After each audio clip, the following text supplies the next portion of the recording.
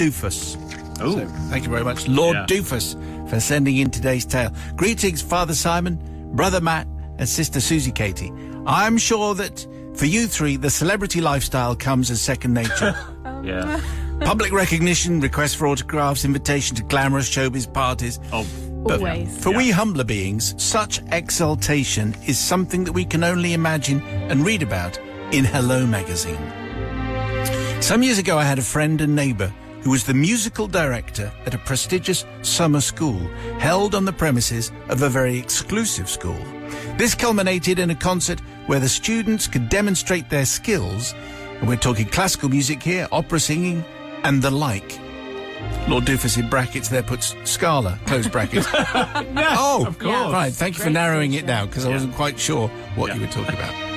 This was also very much a black tie do with picnics on the lawn during the interval. You get the picture. Anybody who was anybody was invited. Despite us being nobodies, the aforementioned musical director and neighbour invited my wife and I to attend as his guests. I mean, wow. Mm-hmm. Not just joining him and the other dignitaries in the royal box, but to partake of the uber-posh picnic on the lawn. When the day came, the weather was perfect, warm, still, and ideal for the evening's entertainment.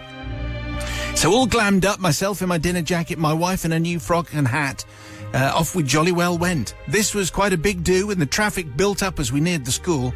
After entering the grounds, cars were being directed off the main drive into narrow cul-de-sacs with grassy parking spaces on each side. We followed directions and nipped out of the slow-moving queue and into an empty space. We exited the car, and I straightened my trousers. My wife adjusted her hat in preparation for strolling up to the school. However, at this point, a fellow emerged from the adjoining car and said, "I say, you really can't park there, you know." Despite his rather patronising tone, I politely inquired as to the reason for this assertion. "Well, because we have friends coming, and I'm saving that space for them. They're stuck in traffic, that's all." Perhaps it was unreasonable of me, but I felt absolutely no inclination to move, and so I indicated that I had no intention of struggling back into the queue of cars. I wonder how he indicated that. On the off chance that there was a space further down. "But our friends are joining us for a picnic," the man shouted. I assured him I hoped that he and his friends would enjoy the picnic, but I still wasn't moving, and off we went. Now, unfortunately, no sooner had we joined the VIP group at the school, but I realised that I'd left my reading glasses in the car. Back I went, and Chummy started ranting again. To this day, I don't know where the words came from, but I stared him in the eye and said, "Look, you clearly don't know who I am, but to save you any further embarrassment, why don't you Google Lord and Lady Glenfield, 3rd Earl of Kirkcaldy? All right with you?" I rolled my eyes. "The Glenfields are not for reparking," I said. That's on the motto, isn't it? I turned on my heel and stalked off, leaving him speechless and looking confused. I knew we were safe because there's no reception in the field.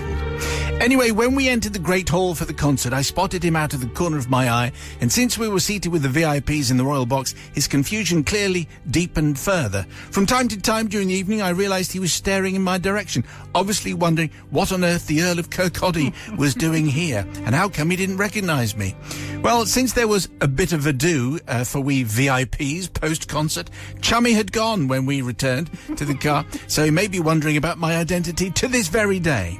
Father Simon, I seek forgiveness not for refusing to move, but I feel I was totally justified, but for pretending to be someone important when actually I'm really not.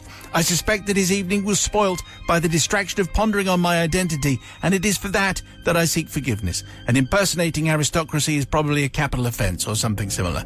So do us a favour and forgive me. My wife has just read this and tells me that I should also seek forgiveness from all in the royal box. It seems that since she was the designated driver for the return home, I may have rather overindulged with champagne during the picnic break. Oh, right. And despite her frequent assault on my ribs, this resulted in me dozing off during the second half and snoring rather loudly. So, Lord and Lady Duffus, clearly, with an aristocratic faux pas, or maybe just sticking it to the man.